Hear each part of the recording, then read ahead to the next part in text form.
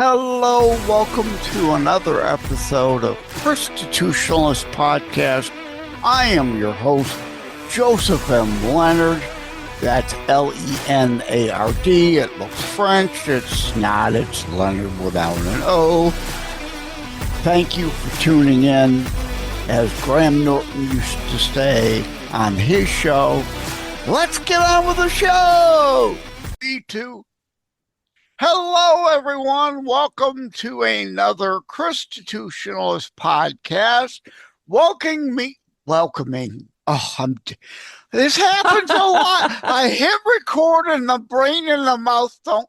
No, not welcoming me.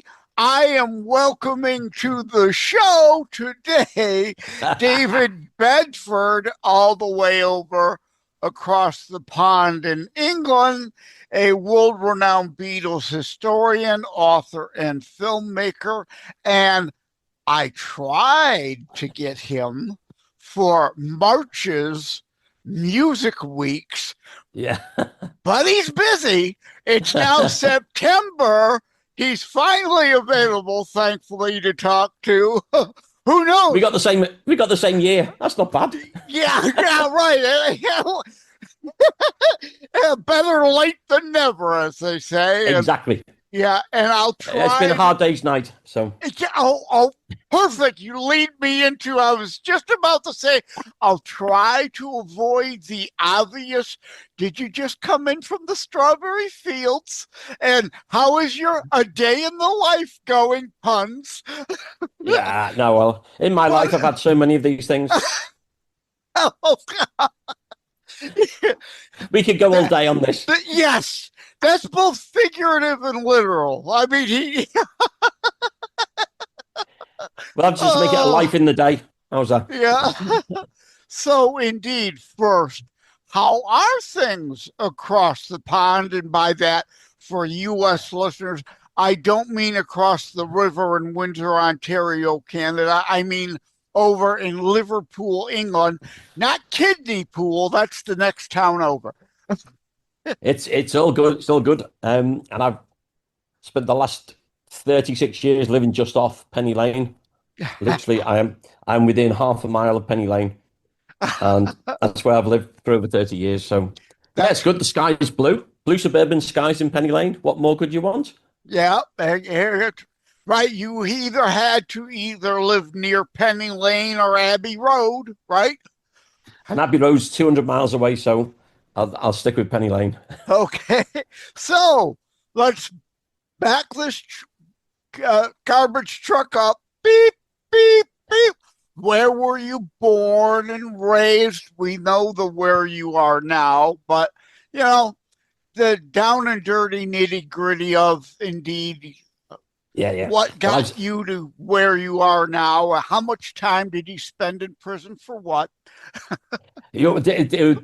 Inconclusive. That's what they said in the photographs. Inconclusive. So that's good. No, my life started out, funny enough, with you being Constitutionalist. My father was a vicar in the Church of England. So I've grown up in the church. And what brought my dad to Liverpool was when he became a vicar.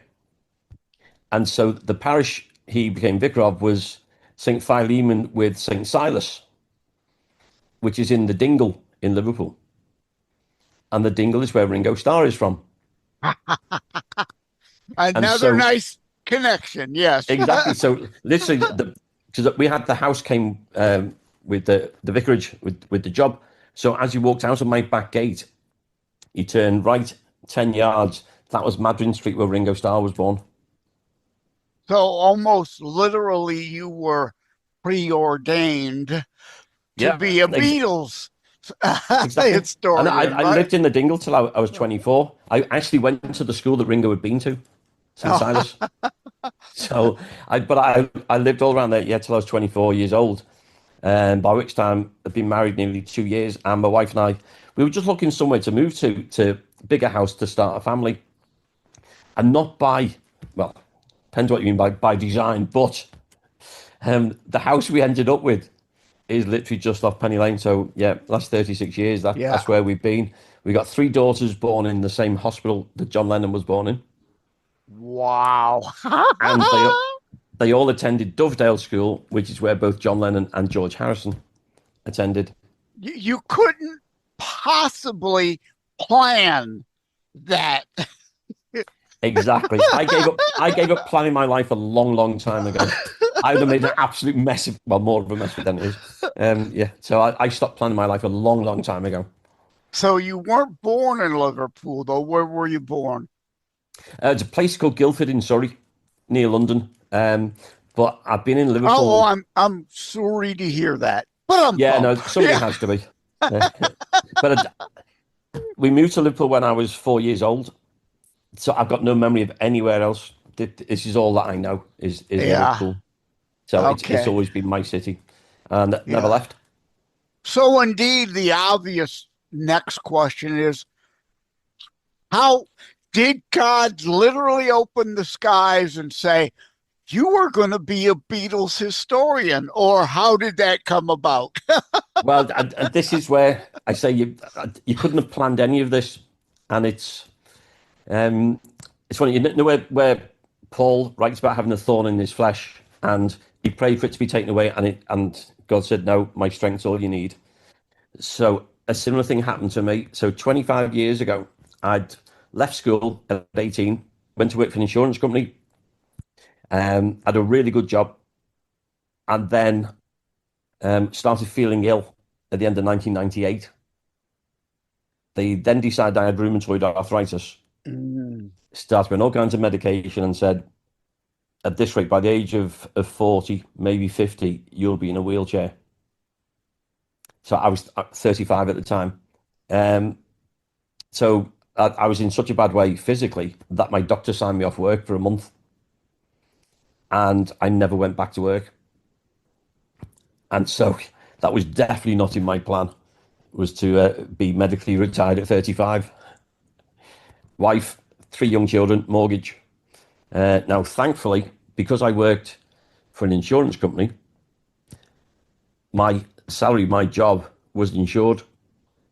So they were able to give me ill health pension. So with suddenly thinking at 35, what am I going to do? And he said, you'll not be able to do a full-time job again. Right. Not to interrupt, but I'm on disability, have been since 2004 myself, due to a myriad of health issues. You mentioned RA, familiar with it. Father's side of the family, my grandmother had it, indeed was, she got around on crutches though, but so sadly familiar. But the interesting thing was that my doctor, my rheumatologist, was telling me, oh, you're so much better. And I said, no, I'm not. And he said, oh, yes, you are. I said, no, I'm not. I said, I'm that bad. I can't sleep. I'm in pain. My doctor signed me off work and he said, you should get back to work. You're a young man with a family. You should be ashamed. I went to see my GP and he said, I'm sending you for another, a second opinion. Saw this other professor, different hospital, and he said, you've not got rheumatoid arthritis. You've got none of the symptoms of it. Eventually, it took another year. I was diagnosed with fibromyalgia. Stay with us. We'll be right back. Every life is a story. Some just end too soon. Ryan's life unfolds through words on paper, dreams of youth, love discovered, and the challenges of growing up. He found purpose in love, joy in family, and meaning in every small moment. But even the strongest hearts can break, and sometimes life takes unexpected turns. Through laughter and loss, Ryan leaves behind something greater than memories, a lasting legacy. A short story, A Lasting Legacy, by Joseph M. Leonard. A moving reflection on life, love, and the stories we leave behind. Available on Amazon in ebook, paperback, and hardcover editions. By Joseph M. Leonard.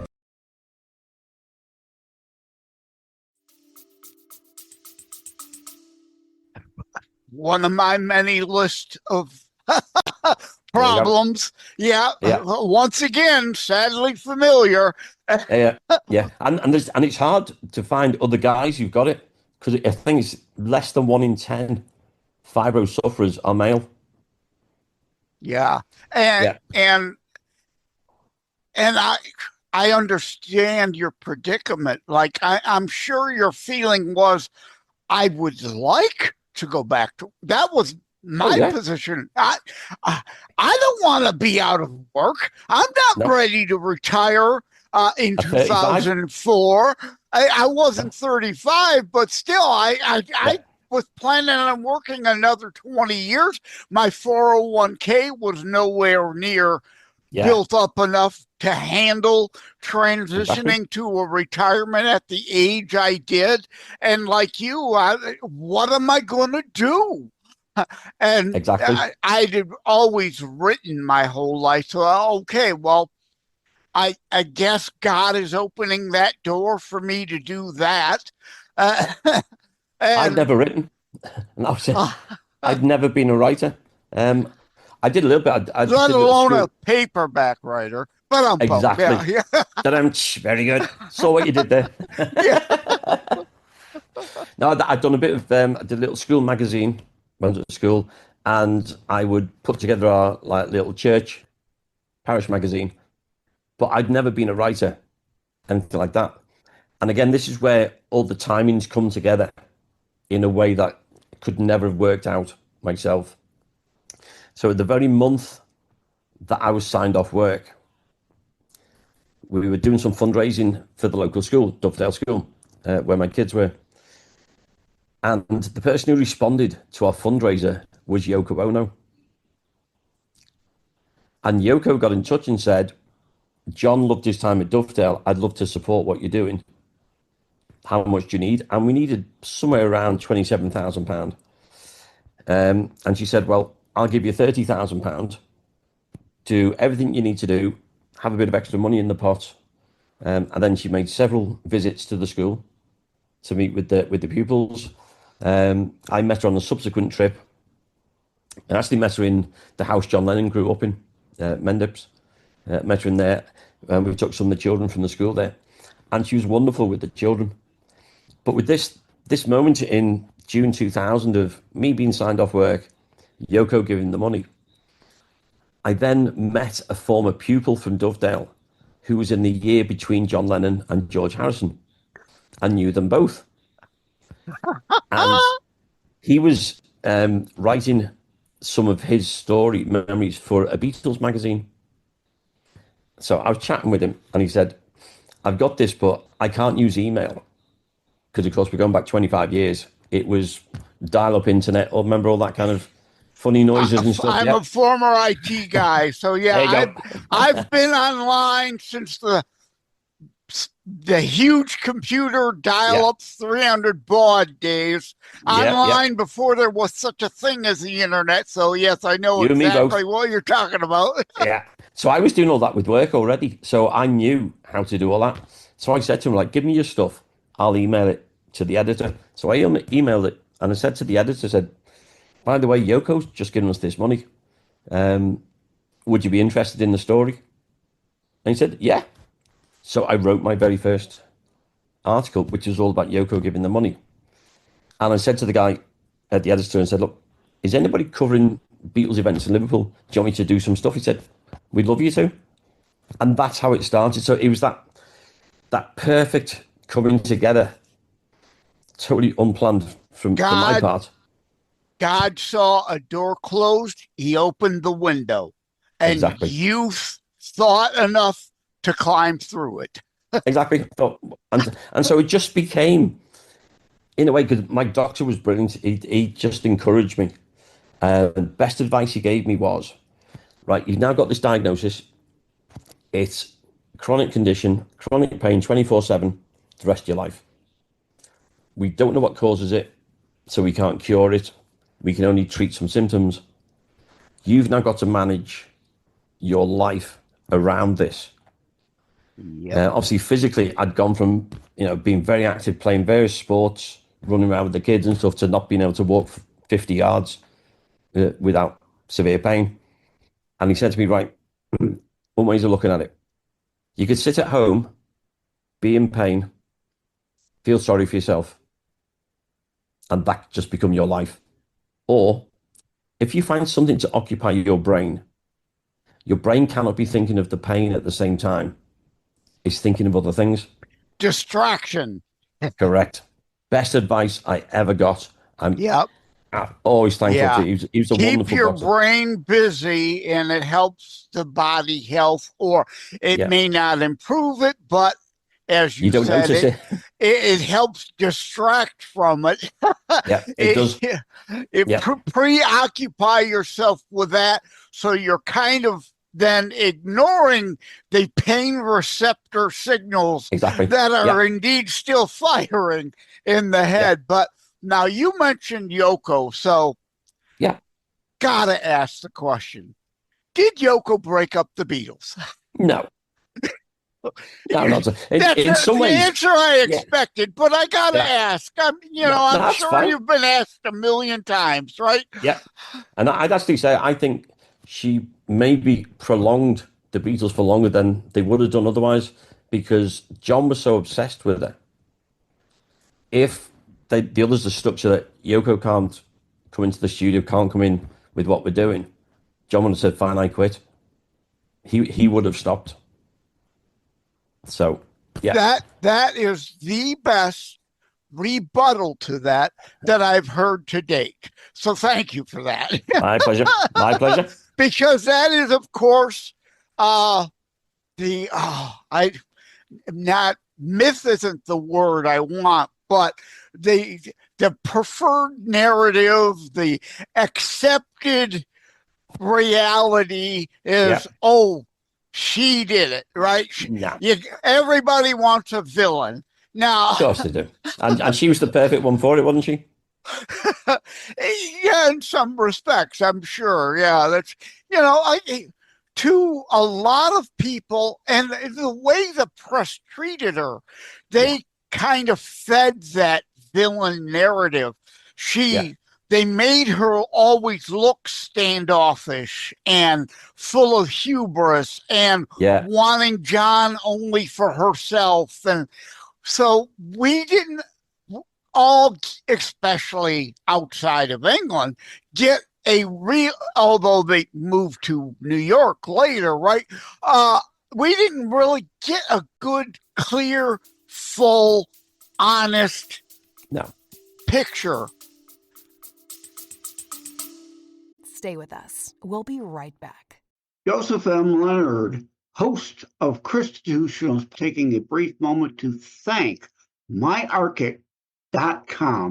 Together we share the Christian and family value of honoring family. myarchit.com helps you do that.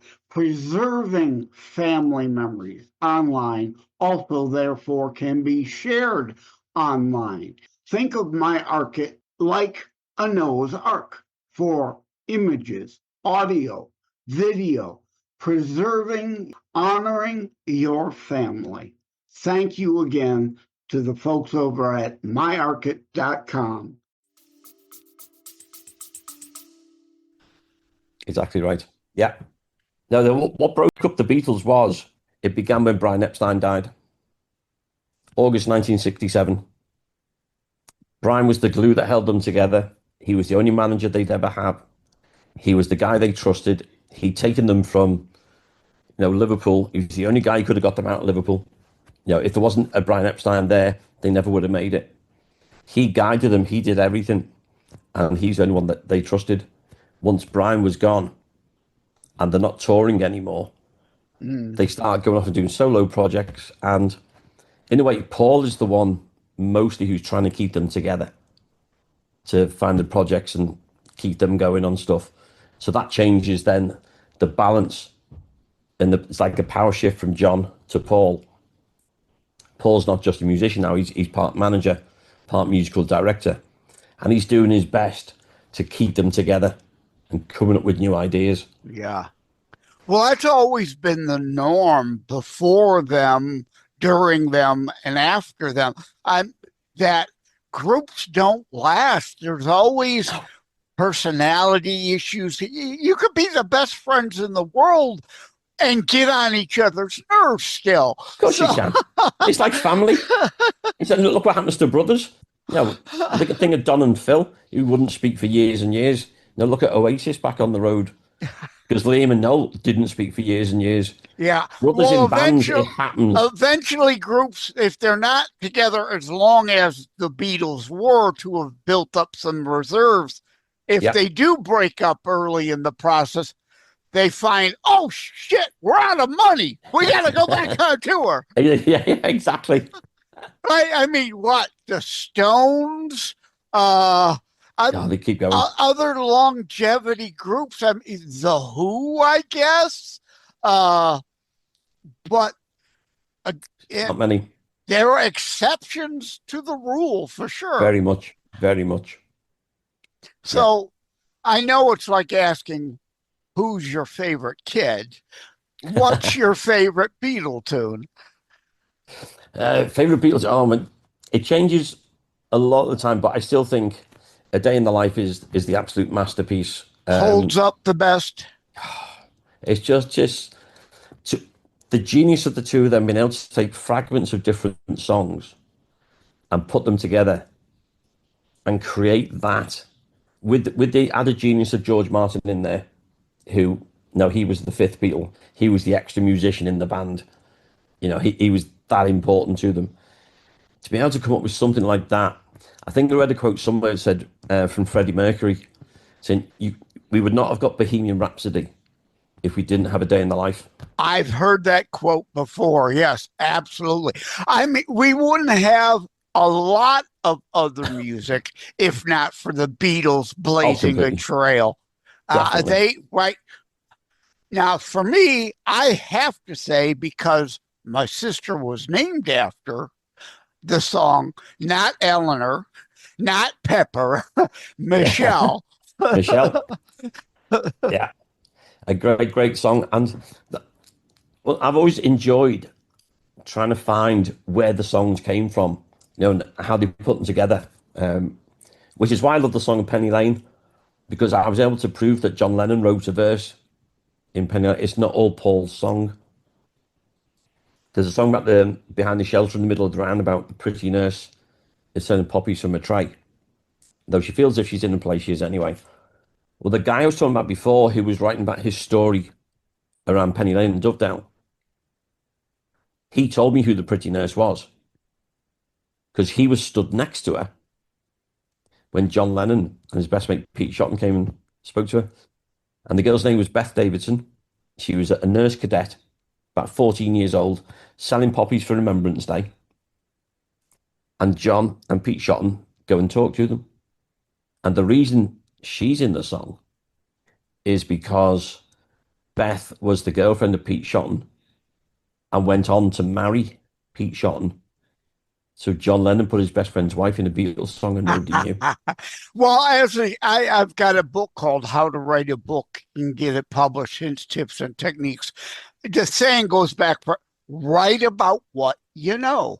You Exactly. fictionalize things, or you don't tell the whole tale. People don't need to necessarily, or like the old Dragnet show, the names have been changed to protect the innocent, right? or the guilty in some cases. Yes, exactly. But indeed, write about what you know, write about what you encounter, fictionalize it, fantasize it. Even a fantasy writer generally will take a scene from somewhere in reality and you have right. So that, like, fictionalizing London then as a fantasy, you change the names of things, you change slightly definitions of buildings, but in order to keep it straight in your own brain, you need some root in reality to create that. Yes? Yeah, and that's why Penny Lane was so good, because everybody was analysing every lyric that they wrote. So they thought, if we write about our childhood in Liverpool, Nobody's going to be able to work it out. So they had all those things because they were all real places. It was all a very, very important place to them. But they could keep something for themselves, which nobody else could interpret. And so nobody's fully understood it until I was able to piece together the geography, the history, and all these elements together to put it Connecting all the dots. Yes. Yeah. And that's what I love to do. That's the fun part of what I get to do. So from what started as, in a way, it was almost therapy. It was something for me to do, having been signed off work. And suddenly there I was in Liverpool. And I just started then meeting people connected to the story of the Beatles and interviewing them. And coming back to how we started of why I'm so busy. So just published my 9th book connected to the Beatles. And this weekend, I've been in Germany because John Lennon's first group, the Quarrymen, I performed with 2 of the surviving members of the Quarrymen. So I've gone from, I first met them over 20 years ago. I got them to come and play at Dovedale School. And because a couple of guys live locally, we just got to know each other over the years. Over the last 2.5 years, I've been performing with the Quarrymen. And it's just, it's so much fun. It is so much fun. So as well as, getting to do all these books, 2 documentary films, we've got a play I've been a historian for that's opening up in Liverpool in a couple of weeks' time, playing with the Quarrymen and say, doing all these things. If I'd have stayed in work and I hadn't fallen ill, I never would have done any of these things. Right. Oh, I think God knew in your soul you were an investigative journalist. And therefore, that's why one door was closed so that window could open for you to go through. Oh, absolutely. Right. And I also love the Rat Pack. And in 2006, when I was in Vegas, thankfully, they used to play at the Sahara where the Rat Pack used to play, but they were at the Union Casino when I was there in 2006. And thank goodness I got the chance to see the Rat Pack is back crew. And it's not like impersonators. It's like, oh my God, I'm seeing Joey Bishop. Oh my God, that's Dean Martin. It's like, which is leading to the question, do you know a favorite Beatles cover band or tribute band that tours about? And well, there are so many of them. There would be. There's 2 really good ones over in America. The best ones have been the Fab Faux, Faux, and Rain, 2 of them who performed on Broadway, amongst other places. So they've been going for years and years. I've been going to New Jersey to a fest for Beatles fans. So I've done that maybe 10 times over the last 15 years. And there's a band there called Liverpool who are just the most phenomenal musicians. They can play any Beatles song. Absolutely brilliant. So I love them as well. Over here, we've had the bootleg Beatles. In Liverpool, we've got the Mersey Beatles, and the Cavern Beatles from Liverpool, who are all superb, absolutely superb. Mm-hmm. And do they indeed do themselves up to look as best they can like them? Yeah. A great one we went to, I think, was it last year or year before? And had the bootleg Beatles. So they've been together for about 25 years. And they performed with the Royal Liverpool Philharmonic Orchestra. And they did the whole of Let It Be and Abbey Road. Everything. Oh my goodness. It was just. It was like they were all still here. Yeah. Some of them are gone and performing together. It was as if it was a real Beatles reunion tour. Well, it is. And for me, who of course was too young to have seen them, because I was only born in 1965. So I never got to see anything. Oh, I'm glad you said that, because that reminds me now. I was going to mention, and I forgot till you said being born. I was born in 1962. And indeed, Mom dragged me to Detroit Airport when the Beatles flew in. Ah, cool. There you go. So, of course, I couldn't remember it, but I know I was there. You were there. Yeah, I didn't get any of that. So I had to live it vicariously, and seeing tribute bands, but having the fun then of playing with the Quarrymen, who were John's first group. And, and because I've got to know them so well, we just tell stories of what it was like. And you think, yeah, it's just amazing. It's amazing. I was going to joke. This is all an act. We know you don't really like the Beatles. Who really is your favorite band? So who is your second favorite band? Try to throw you a curve there. Yeah. No, it comes out. It's either the Eagles or Bruce Springsteen. They're probably the two that I listen to the most. But there's a bit of the Beatles and the Eagles. Oh, absolutely right. Yeah, and from Bruce as well. Absolutely, no doubt. But probably my Fab Four when I was growing up were a band called Status Quo. Now, they never really made it in the States. Over here. That's why I'm saying who? Yeah, no, not the Who. No, I've seen the Who. No. I like them as well. No, so Status Quo were the band that I grew up watching and loving. And yeah, so I love the name. That's a good name. Yeah, well, it keeps things nice and even keel, doesn't it? So things and that's really, I mean, there's so many groups over so much time, going back to when recordings were first invented, that we could sing onto a recording and someone could play it back, that it gets harder and harder. It's like going through the phone book. John Public Eleanor Blitzkrieg is our band name, right? It's hard to come up with something more unique now. It is. And because so many people can record in their bedroom because technology has done that. If you go back and you just think of the quality of the recordings that the Beatles did, and this way you give credit to George Martin overall, but then the engineers who worked with them, when you're working with just 4 tracks, that's all you've got. And the fact that you can go back and digitally remaster them shows how good the original recordings were and how good the 4 Beatles were as musicians. Yeah. Yeah. I capture a lot of it live. If we had today, back in the late 70s, early 80s, my dad had a polka band. They had a 3-record deal.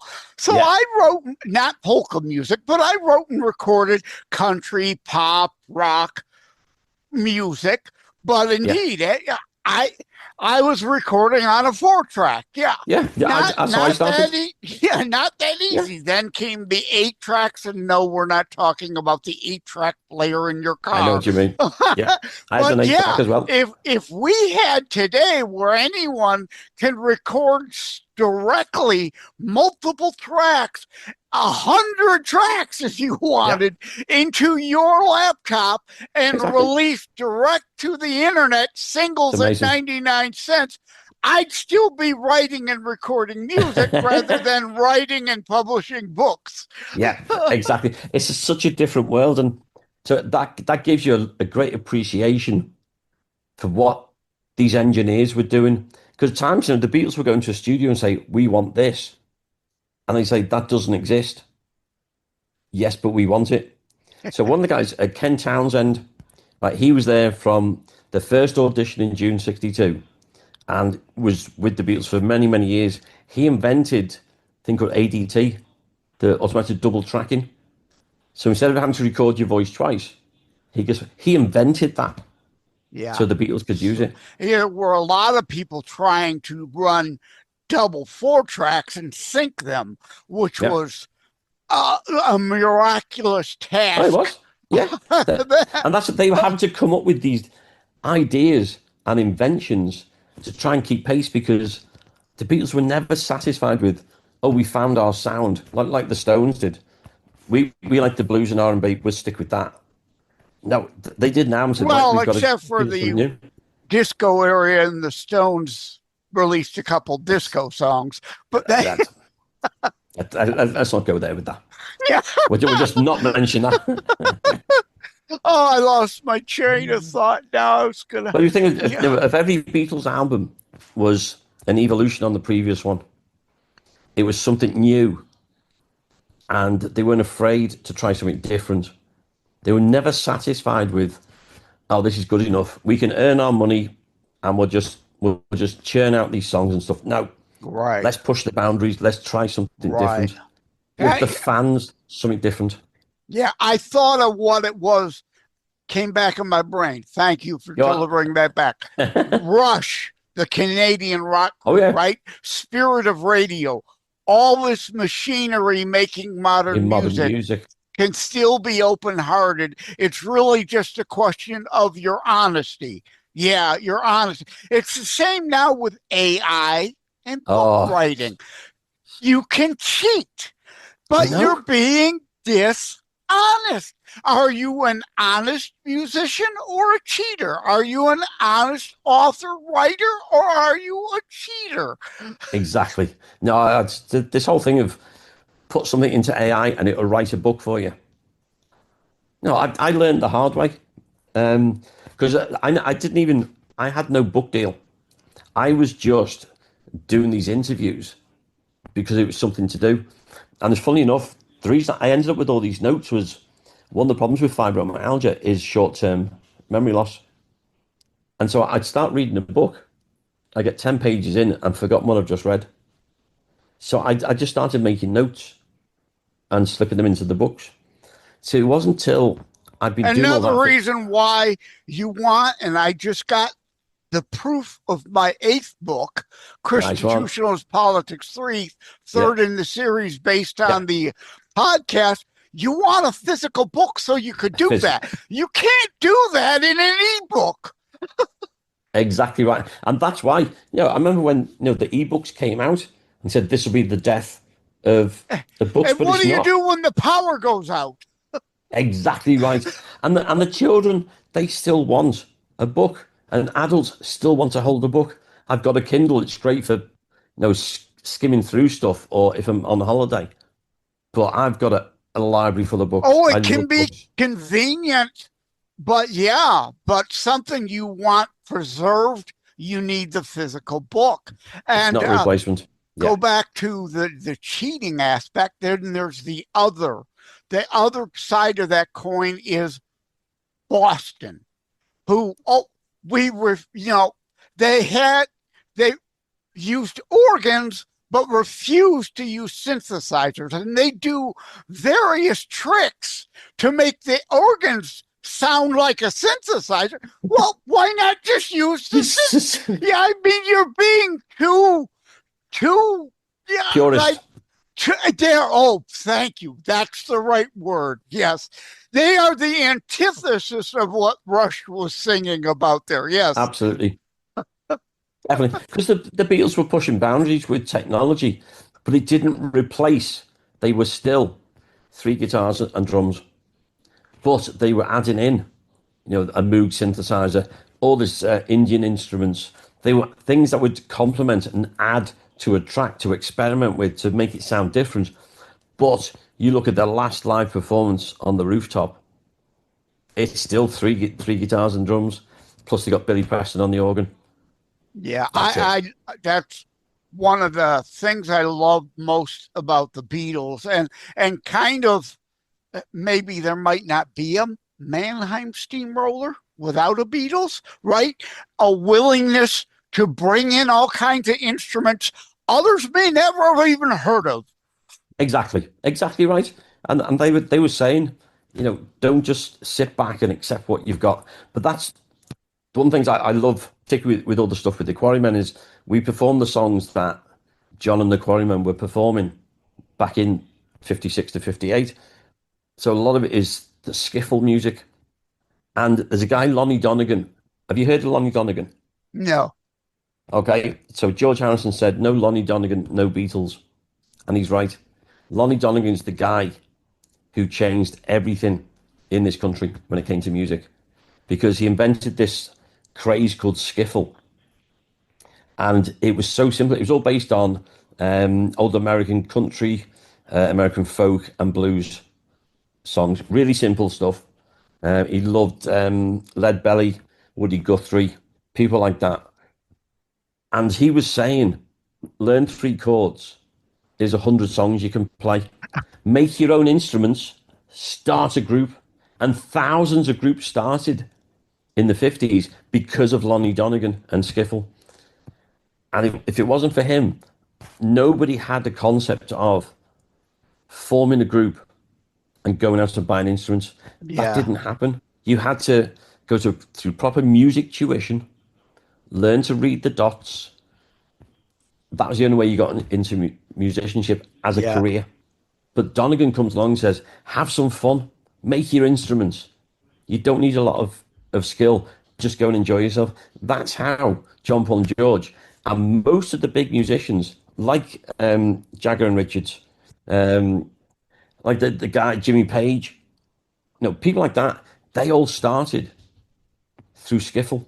Yeah, I'm Donegan. glad you mentioned the 3 chords thing. It brings to mind to me the old Cheech and Chong joke song, Earache My Eye, right? I only know 3 chords. Well, that's actually the truth. I mean, you go through the entire Eagles, to throw back to them, their first best of record, I had the songbook for that. And indeed, I could play the songs because they mostly were the same chords. But depending on how you arrange them, and it's not what you have, it's what you do with them. And because you mentioned country, right? The joke is always, rednecks, they don't really know. They're all the same chords. But reality is, research has shown, scientific studies have shown, the biggest hits tend to have the same chords. Exactly right. Is that coincidence? I think not. Now you mentioned country music. So one of the books I've written is called The Country of Liverpool, Nashville of the North, because we had the biggest country and western scene here. At the same time as beat music was taking off, we had the biggest one in Europe was here in Liverpool, because the roots of skiffle were in country music and the roots of the Beatles were in country music. Because what they all realised was, take a thing of someone like Hank Williams, you can hear the beginnings of rock and roll already with Hank Williams. Think of the artists who influenced the Beatles. Okay, so Carl Perkins, rockabilly. Everly Brothers, Buddy Holly, Elvis, all these guys all had their roots in country music. And what these groups who started in skiffle realised was the same 3 chords played country songs and then played rock and roll. It's the same 3 chords. And so skiffle died out after a couple of years. And so in Liverpool, you were left with, you either went down the country route or the beat route. But a lot of the others did a mixture of the two. And so country music was at the root of a lot of the Beatles' music, a lot more than people realise. And a lot of gospel led to the country. So, absolutely right. Yep. Yeah. Yep. It was all there. Well, we could talk for a week. I think we have, haven't we? I think we're 40 minutes in. I like to keep my shows 30, even a little less, because I call it today's Twitter attention span, right? Yeah. Everybody just, give me the sound bite. Give me the headline. I don't want details matter, people. You need to dig into things. But Definitely. The longer it is means less people will tune in. So do you have a website for people to reach out to you? I do. It's nice and simple. It is davidabedford.com. Nice and simple. davidabedford.com. Okay, yep. And that'll be in the notes, and Perfect. I'll in post put it on the scroll at the bottom of the screen. And so if you look at your initials in the mirror, you're bad. I'm bad to good. Yeah, just the idiotic way my OCD, ADHD brain works. It's just stupid. DAB, right, in a mirror, BA. I get it. In case of it, I know you got it, but in case if somebody out there didn't get the possibly my worst of lamest of puns I've ever given. Don't worry, I've given many, many lame puns. I'm known for them. All right, thank you. I don't know when this will air, but of course, when it does, I'll be letting you know. Perfect. Joe, thank you so much. This has been great fun. Take care. God bless. And you too, my friend. Take care.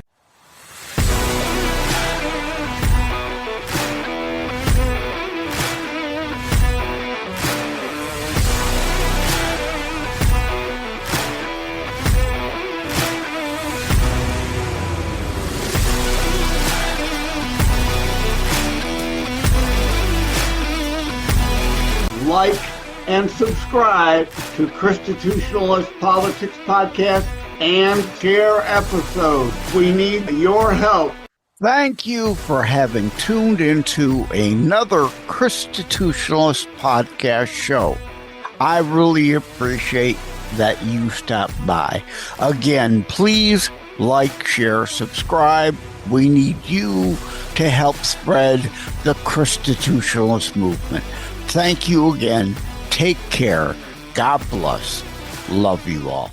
Wham Radio, 1600 AM and 92.7 FM is your conservative flamethrower. Weekdays, Steve Gruber starts things off at 6 a.m. Gruber gives his perspective on the issues of the day. At 9 a.m., Glenn Beck blazes the airwaves with his nationally syndicated program. From noon to 3, it's Dennis Prager. At 3 o'clock, it's Wham's own Tyrone X. On the Edge, Tyrone tells it exactly as he sees it. At 6, it's The Dana Show, your conservative alternative. At 8, don't miss Joe Pags. Weekends are filled with conservative talk as well. Fingers Malloy, Thomas LeDuc, The Abolitionists Roundtable, A Moment of Clarity with Pastor Rick, Your American Heritage with Ed Bondarenka, Dave Janda's Operation Freedom, and Dick Kupke's Trigger Talk. You can even get links to Wham podcasts from Dave, Dick, and of course Tyrone, all from their pages on our website, whamradio.com. Keep it locked on Wham Radio, 1600 AM and 92.7 FM in southeastern Michigan, and whamradio.com anywhere in the world.